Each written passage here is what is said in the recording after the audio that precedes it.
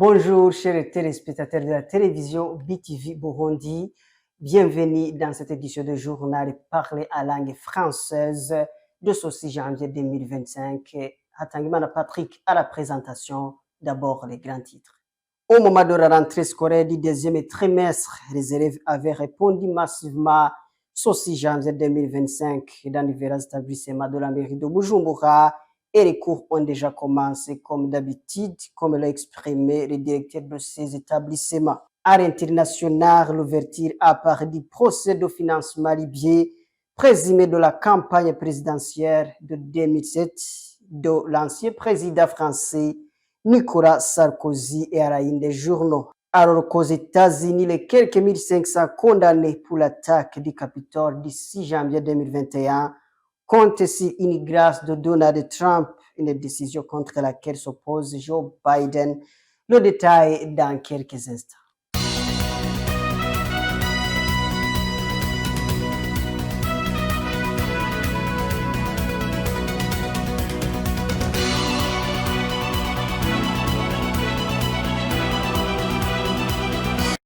Bonjour et bienvenue encore une fois. Rubrique éducation au moment de la rentrée scolaire du deuxième trimestre. Les élèves avaient répondu massivement ce 6 janvier 2025 dans différents établissements de la mairie de Bujumbura. Les cours ont déjà commencé comme d'habitude, comme l'ont exprimé les directeurs de ces établissements. Le détail avec Elvis Mounianet. Le deuxième trimestre de l'année scolaire 2024-2025 a commencé ce lundi 6 janvier 2025 dans différents établissements du pays. La télévision BTV s'est rendue aux quelques établissements situés en mairie de Bujumbura, tels que le lycée Skeppers situé en zone Nyakabiga, l'école technique supérieure située dans la zone Kamenge et l'école d'excellence du lycée Ngagara. Les cours étaient déjà commencés et les élèves ont répondu massivement, comme l'ont signalé les directeurs de ces établissements. Aujourd'hui, en date du 6 janvier 2025, c'est le début du deuxième trimestre, l'année scolaire 2024-2025. Ici, à notre école d'excellence Sengagara, nous pouvons même affirmer que les élèves ont répondu massivement. Parce que nous avons commencé à accueillir ces élèves hier le 5. Donc, d'après le rapport que les Anglais m'ont donné, ils ont accueilli un effectif de 415 élèves sur les 444 attendus. Alors que quand même, c'est un effectif satisfaisant. Donc, je dis c'était 29. Les 29, donc, nous pensons qu'ils ont quand même un problème de déplacement. Les activités se déroulent normalement. Donc, on commence le deuxième trimestre aujourd'hui même avec un effectif de 80% des élèves déjà présents à l'école.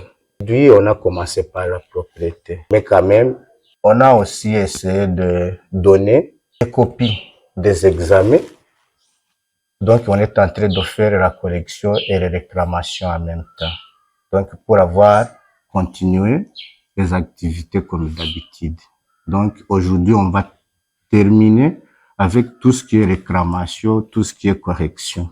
Rappelons que le deuxième trimestre de l'année scolaire 2024-2025, qui était prévu pour le 2 janvier, a été reporté pour débuter aujourd'hui, le 6 janvier.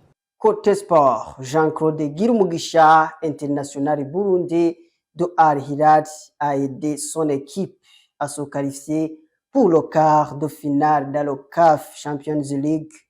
À le quart international, Liverpool a égalisé avec Manchester United à domicile. Le détail avec Gilles Vernet Nakiman. Jean-Claude Girumugisha, ancien joueur et meilleur buteur de Magara Young Boys, a aidé son équipe Al Hilal du Soudan à se qualifier pour les quarts de finale de la CAF Champions League après un but égalisateur marqué face à MC Alger à la 78e minute du jeu, à seulement 18 minutes après son entrée en jeu et totalisa 3 buts dans la phase de groupe. Al Hilal est à la tête du classement avec 10 points dans 4 matchs. MC Alger est deuxième avec 5 points. Young Africa troisième et TP Mazembe quatrième. En Angleterre, dans un match très tendu, Manchester United a égalisé avec Liverpool 2 buts partout à Anfield. Après 358 minutes sans marquer la moindre but à Anfield, Mohamed Salah, après son penalty marqué, il a totalisé 18 buts et 13 passes décisives dans 19 matchs joués. Manchester City est de retour après une période sombre de 13 matchs sans victoire. Après celui de 2-0 face à Leicester City, les hommes de Pep Guardiola ont battu West Ham 4 buts à 1. Chelsea a égalisé avec Crystal Palace un but partout et perdra des points nécessaires pour la course au titre. Tottenham a été battu à domicile par Newcastle sur un score de 2 buts à 1. Et c'est la 6e défaite que Ange Postecoglou et ses hommes font à domicile, la première fois depuis la saison 1993-1994. Et Newcastle fait sa 5e victoire consécutive en Première Ligue. Liverpool est toujours leader du championnat avec 46 points et un match de retard. Arsenal est deuxième avec 40 points. Nottingham Forest, 3e avec 37 points. Manchester City est 6e avec 34 points. En Espagne, Real Madrid a battu Valence 2 buts à 1 dans les dernières minutes, aidé par Jude Bellingham, et occupe provisoirement la première place avec 43 points avant un match de retard de l'Atlético Madrid qui est deuxième avec 41 points et le FC Barcelone est troisième avec 38 points.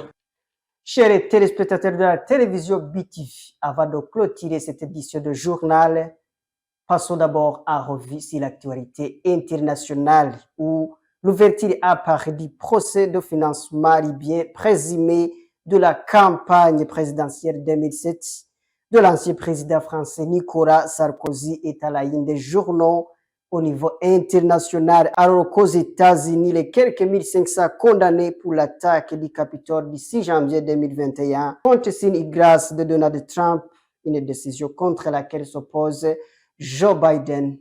Suivons. En France, ce lundi 6 janvier, l'ouverture à Paris du procès du financement libyen présumé de la campagne présidentielle de 2007 de l'ancien président Nicolas Sarkozy est à la une des journaux internationaux. Déjà condamné définitivement le mois dernier pour la corruption et trafic d'influence dans l'affaire dite Paul Bismuth, l'ancien président comparé cette fois pour l'association des malfaiteurs et recettes de détournement du fonds public libyen, notamment des frais présumés révélés en 2011 par Mediapart, qui éprouve le procès historique d'une affaire d'État après plus d'une décennie d'enquête judiciaire. Un délai très long que le site d'info explique, entre autres, par le manque de moyens, la faible coopération internationale, des documents restés classifiés et des tentatives de déstabilisation. Procès d'État écrit aussi Libération qui a également contribué à lever cette affaire dans laquelle il voit la mise à jour de tout un système politico-financier très français, dont témoigne selon lui la galerie de Kouakizi, où figurent 3 anciens ministres, des intermédiaires, sulfurés et bien d'autres encore. L'ex-président français Nicolas Sarkozy encourt 10 ans de prison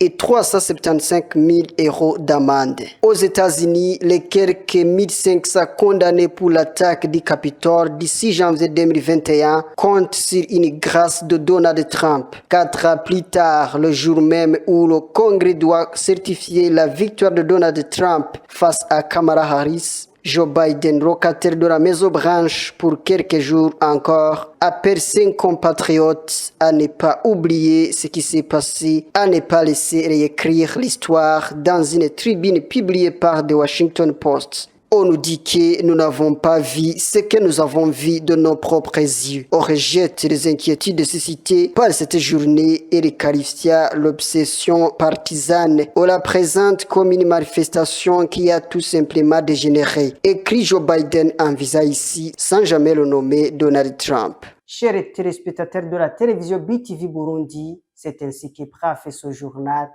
Merci de nous avoir suivis. Bonne suite de programme. Au revoir.